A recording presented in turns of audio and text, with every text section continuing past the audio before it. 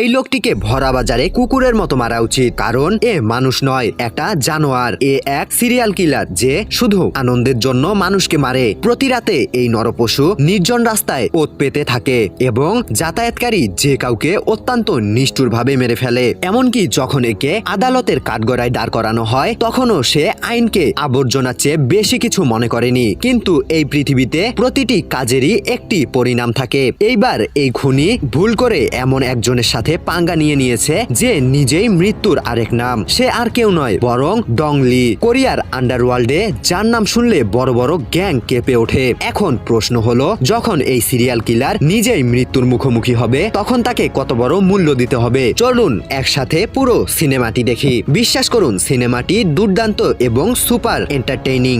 গল্প শুরু হয় এক ঠান্ডা ও নিষ্ঠুর চেহারার যুবককে দিয়ে যে গাড়ি চালাচ্ছে। এটাই সেই সিরিয়াল কিলার যার কথা আমরা এতক্ষণ বলছিলাম। আসলে সে এক নির্জন রাস্তায় তার শিকারকে অনুসরণ করছিল। সে ইচ্ছাকৃতভাবে সামনে থাকা গাড়িটিকে পেছন থেকে ধাক্কা দেয়। তার উদ্দেশ্য পরিষ্কার, ঝগড়া বাঁধানো এবং শিকারকে গাড়ি থেকে বের হতে বাধ্য করা। সামনের বৃদ্ধ লোকটি রেগে তাকে গালিগালাজ করতে থাকে, এটা না জেনেই যে তার জীবন এখানেই শেষ হতে চলেছে। আর এখান থেকেই খুনি তার রক্তময়ী খেলা শুরু করে। সেই হত্যাকারী সেই বৃদ্ধ লোকটিকে অত্যন্ত নির্মমভাবে হত্যা করে। সে ক্রমাগত ছুরি দিয়ে আঘাত করে তাকে এমন অবস্থায় ফেলে যায় যে লোকটির বাঁচার কোনো উপায় থাকে না। তথ্য অনুযায়ী এটি ওই সিরিয়াল কিলারের করা 20তম খুন ছিল। পরের দিন কোরিয়ার পুলিশ ঘটনাস্থলে পৌঁছায়। লাশের অবস্থা দেখে সব পুলিশ কর্মী অবাক ও লজ্জিত হয়ে যান, কারণ সাম্প্রতিক সব খুন একই পদ্ধতিতে করা হয়েছিল। প্রতিবার হত্যাকারী শিকারের গাড়িকে পেছন থেকে ধাক্কা দেয়, তারপর সুযোগ বুঝে নির্মমভাবে হত্যা করে। ইন্সপেক্টর কিম এই কেসগুলো নিয়ে পুরোপুরি ক্লান্ত হয়ে পড়েছে। কয়েক মাস ধরে কোরিয়ান পুলিশ কোনো সিদ্ধান্তে পৌঁছাতে পারেনি। অন্যদিকে সিরিয়াল কিলার এখনো আইনের নাগালের বাইরে ঘুরে বেড়াচ্ছে। তদন্তের পর কিম তার সিনিয়রদের জানায় যে এটি পরিষ্কারভাবে একজন সিরিয়াল কিলারের কাজ, যে বিনা কারণে খুন করছে। কিন্তু তার সিনিয়র অফিসাররা তার কথা ভুল বলে উড়িয়ে দেন। তারা বলে কোরিয়ায় কোনো সিরিয়াল কিলার নেই, তোমরা শুধু কল্পনা করছো। উল্টো তারা পুলিশ টিমকে ব্যর্থ ও অপদার্থ বলে বকাঝকা করেন এবং কিমকে এই কেসের তদন্ত থেকে সরিয়ে দেয়া হয়। অন্যদিকে এক ভিন্ন পরিস্থিতিতে আমাদের ডংলি এখন পুরোপুরি একজন আন্ডারওয়ার্ল্ড বস হয়ে উঠেছেন। ডংলির রোজকার রুটিনে একটি বিশেষ বিষয় অন্তর্ভুক্ত আছে, যে প্রতিদিন সকালে বক্সিং প্র্যাকটিস করে। কিন্তু যে পাঞ্চিং ব্যাগে ঘুষি চালায় তার ভেতরে বালি নয়, বরং তার গ্যাংয়ের একজন মেম্বার থাকে যে তার সাথে বেমানি করে। তাকে অনেক বড় মূল্য দিতে হয়। আজকের দিনে ডংলির মর্যাদা আন্ডারওয়ার্ল্ডের সবচেয়ে বড় নেতাদের মধ্যে একজন হিসেবে একাই তার হাতে অনেক এলাকা এবং বড় বড় ব্যবসা আছে।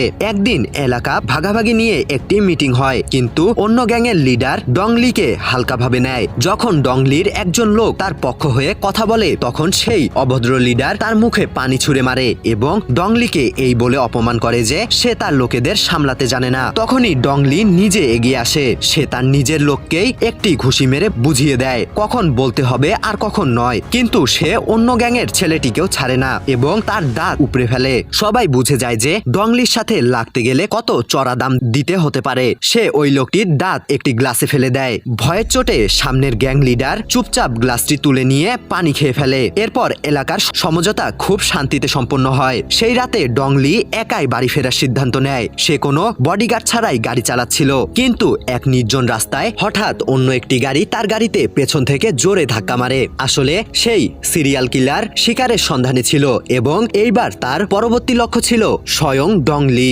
ধাক্কার পর যখন ডংলির মনে হয় গাড়ির খুব একটা ক্ষতি হয়নি, তখন সে শান্তভাবে বাইরে বের হয়। ডংলি তাকে ক্ষমা করে দিতে যাচ্ছিল, কিন্তু যেমনই সে অন্যদিকে মুখ ঘুরিয়েছে হঠাৎ সিরিয়াল কিলার ছুরি বের করে ডংলির ওপর ক্রমাগত অনেকবার আঘাত করে। কিন্তু ডংলি খুব শক্তিশালী ছিল, তাই সে সময় মতো পরিস্থিতি বদলে দেয়। দুজনের মধ্যে হাতাহাতি শুরু হয়। ডংলি ক্রমাগত জোরালো আক্রমণ চালায় এবং শেষে সিরিয়াল কিলারের বুকে একটি গভীর ক্ষত তৈরি করে দেয়। অবস্থা বেগতিক দেখে সিরিয়াল কিলার দ্রুত তার গাড়িতে বসে ডংলিকে জোরে ধাক্কা দেয় এবং ঘটনাস্থল থেকে পালিয়ে যায়। মনে হচ্ছিল এখন সব শেষ হয়ে গেল, কিন্তু সময় মতো ডংলিকে হাসপাতালে পৌঁছে দেয়া হয় এবং তার প্রাণ বেঁচে যায়। এদিকে ডংলির লোকেদের মনে হয় এটি আগের সেই গ্যাং লিডারের ষড়যন্ত্র।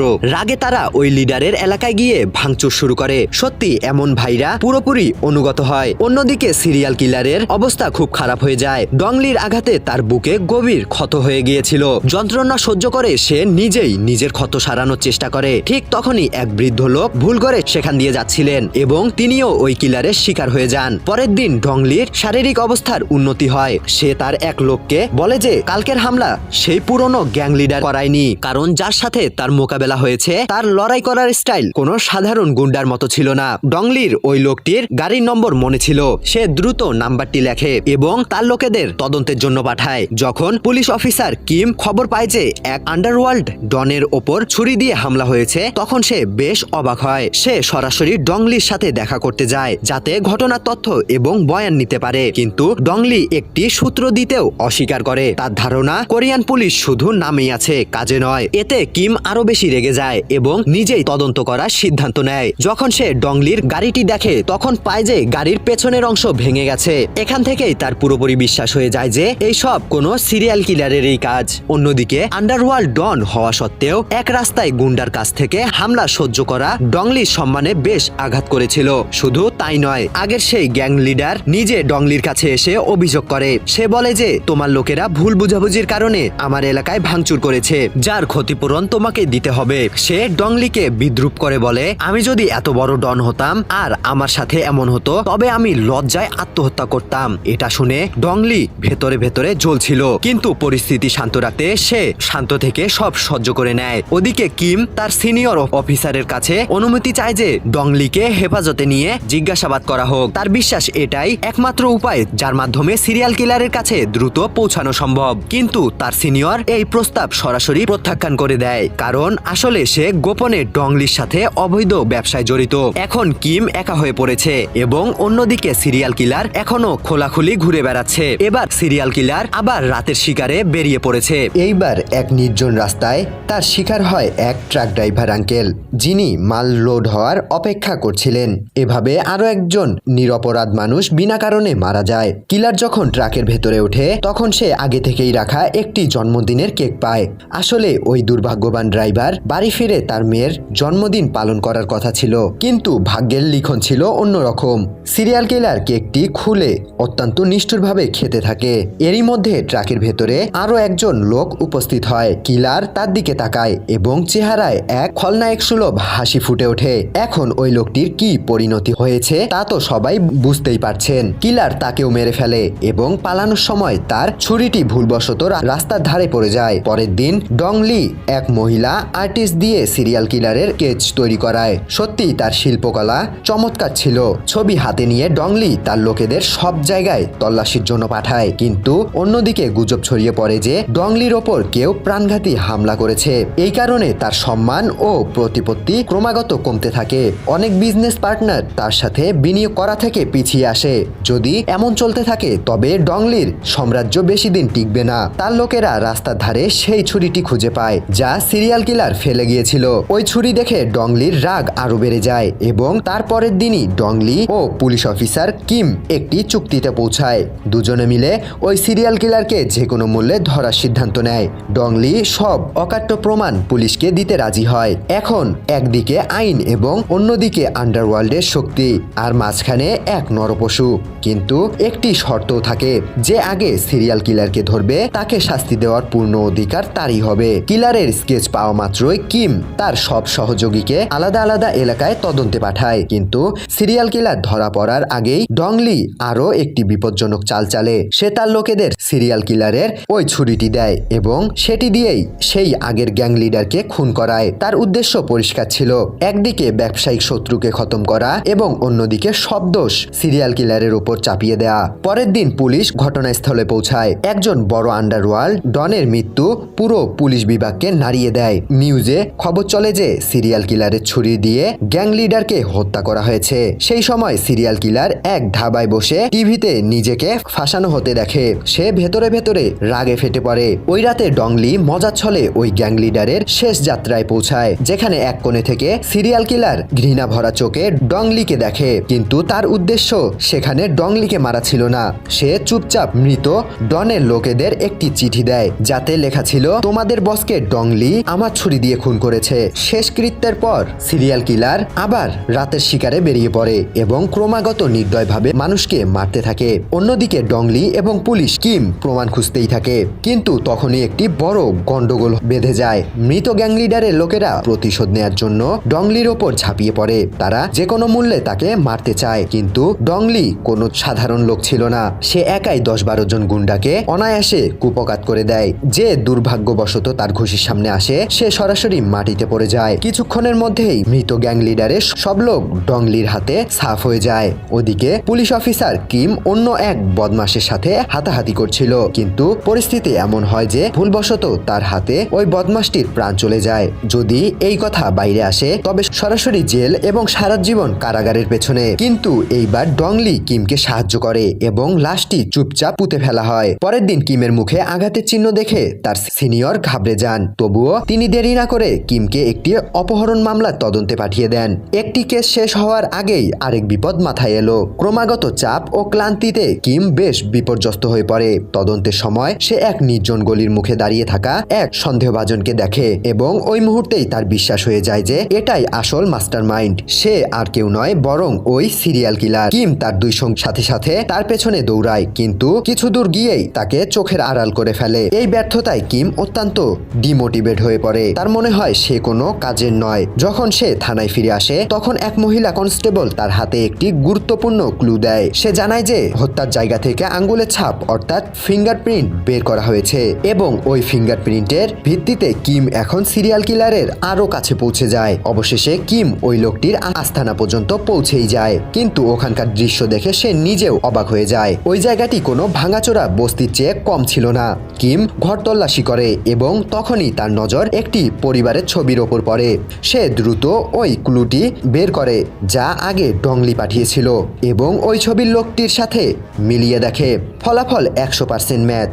এখন আর কোনো সন্দেহ নেই। কিম দ্রুত সিরিয়াল কিলার পাওয়ার ভয়েস রেকর্ডিং ডংলিকে পাঠায়। রেকর্ডিং শুনেই ডংলি দৃঢ় বিশ্বাসের সাথে বলে, হ্যাঁ, এটাই সেই জানোয়ার। এখান থেকেই সিনেমাটির ক্লাইম্যাক্সের দিকে দ্রুত এগোতে থাকে। সেই রাতে ডংলি তার সব লোকজনকে আবার একত্রিত করে। সবার হাতে সিরিয়াল কিলারের একটি করে ছবি থাকে। আদেশ পরিষ্কার, খুঁজে বের করো এবং জ্যান্ত ধরো। আর যে এই মিশনে সফল হবে তাকে ডংলির পক্ষ থেকে পুরস্কার দেওয়া হবে। এখন প্রশ্ন ছিল, যখন ওই সন্তানের পরিচয় সবার সামনে চলে এসেছে তখন তার পরিণতি কেমন হবে? ডংলির লোকেরা শহরের কোনায় কোনায় ছড়িয়ে পড়ে। 60,000-এরও বেশি ভাড়ার ঘর, হাজার হাজার সন্দেহভাজন জায়গা, পুরো বস্তি সব তন্ন করে খোঁজা হয়। কিন্তু আশ্চর্যের বিষয় ছিল যে এত তল্লাশির পরেও সিরিয়াল কিলারকে কোথাও পাওয়া যাচ্ছিল না। কিন্তু যেমন বলা হয়, সবকিছুরই একটা সময় থাকে এবং তার সময় এখন ধীরে ধীরে ঘনিয়ে আসছিল। পরের দিন ডংলি রাস্তার ধারে তার গাড়ির অপেক্ষা করছিল। তখনই তার নজর একটি কলেজ পড়ুয়া মেয়ের ওপর পড়ে যে প্রবল বৃষ্টিতে ভিজছিল।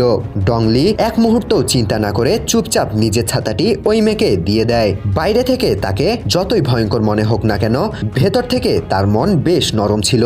ঠিক তখনই কিম সেখানে পৌঁছায় এবং মেয়েটিকে বলে, এই লোকটি থেকে দূরে থাকো, এ একজন আন্ডারওয়ার্ল্ড ডন। মেয়েটি ডংলিকে দেখে হাসতে হাসতে বলে, ডনের চেয়ে তো একে বডিগার্ডের মতো লাগছে। এটা শুনে ডংলি নিজেও হাসি থামাতে পারে না। কিছুক্ষণ পর মেয়েটি ডংলিকে ধন্যবাদ জানিয়ে বাসে উঠে পড়ে এবং বাড়ি চলে যায়। সেই রাতে ডংলি এবং সব ভাইয়েরা মিলে জমিয়ে খাওয়া দাওয়া করে। এত মজা হয় যে কিম এবং তার দুই সঙ্গী এটা পর্যন্ত ভুলে যায় যে তারা পুলিশ। কিন্তু খুশির এই পরিবেশ বেশি দিন টেকে না। হঠাৎ টিভি নিউজে ব্রেকিং নিউজ চলে আসে, আজ আবার একটি হত্যা হয়েছে এবং মৃত ব্যক্তি আর কেউ নয়, সেই কলেজ পড়ুয়া মেয়েটি যাকে দুপুরে ডংলি ছাতা দিয়েছিল। রিপোর্টার জানায় ওই মেয়েটির পেটে 10 বারের বেশি ছুরি চালানো হয়েছে। এটা শুনেই ডংলি এবং কিম দুজনেরই রক্ত টকবক করে ফুটে ওঠে।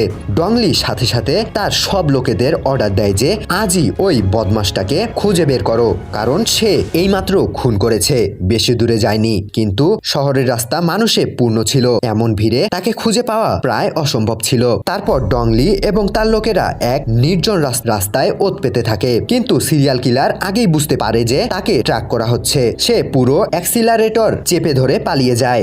ডংলি এবং কিম সাথে সাথে পিছু নেয়। এই ধাওয়া করা এতটাই বিপজ্জনক ছিল যে কিছুক্ষণের মধ্যেই তিনটি গাড়ি একে অপরের সাথে জোরালো সংঘর্ষে লিপ্ত হয়। সবার মাথা ঘুরে যায়, কিন্তু ওই হট্টগোলের মাঝে সিরিয়াল কিলার আবার পালিয়ে যায়। ডংলি এবং কিম প্রাণের ঝুঁকি নিয়ে তার পেছনে দৌড়ায়, কারণ এখন তাকে আরেকটা সুযোগ দেওয়া খুব বিপজ্জনক ছিল।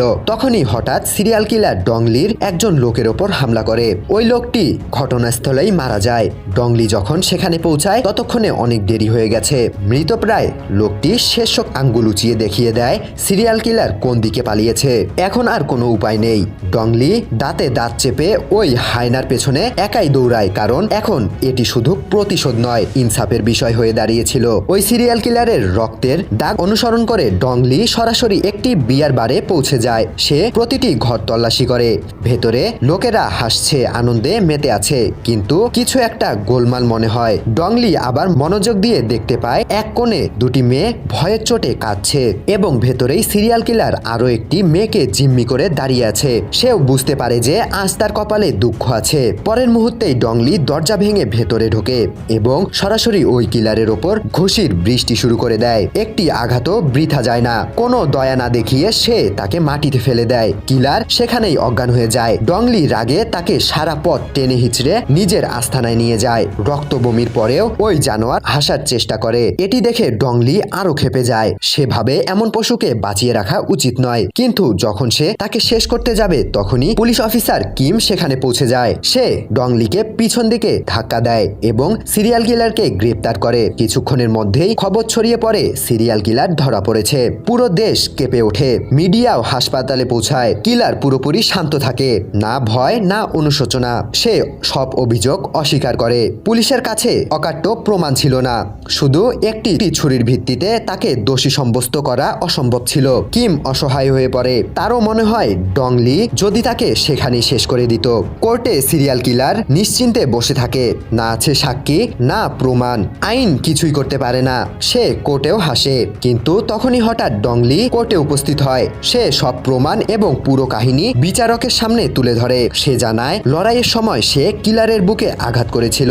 পুলিশ তদন্ত করে এবং সব সত্যি প্রমাণিত হয়। এছাড়া সে একটি চিঠিও দেখায় যা সিরিয়াল কিলার আগে পাঠিয়েছিল, যার হাতের লেখা পুরোপুরি মিলে যায়। এখন কিলারের কাছে বাঁচার আর কোনো পথ নেই। অবশেষে কোর্টে তাকে মৃত্যুদণ্ড দেওয়া হয়। অন্যদিকে ডংলিও আইন ভাঙার অপরাধে জেলে যেতে প্রস্তুত হয়। সে যখন জেলে পৌঁছায় সব কয়েদি তাকে সম্মানের চোখে দেখে এবং সিরিয়াল কিলার তাকে দেখে ফ্যাকাশে হয়ে যায়, কারণ কিম ইচ্ছা করে তাদের একই সেলে রেখেছিল যাতে ডংলি ওই নিষ্পাপ মেয়েটির জন্য ইনসাফ নিতে পারে। এখন ডংলি তার সাথে কি করবে তা তো আমরা আগে থেকেই জানি। যদি আপনার এই মুভিটি ভালো লেগে থাকে তবে 5 স্টারের মধ্যে আপনি একে কত দেবেন কমেন্ট করে অবশ্যই জানাবেন। সম্ভব হলে ভিডিওটি লাইক করবেন এবং চ্যানেলটিকে সাবস্ক্রাইব করবেন।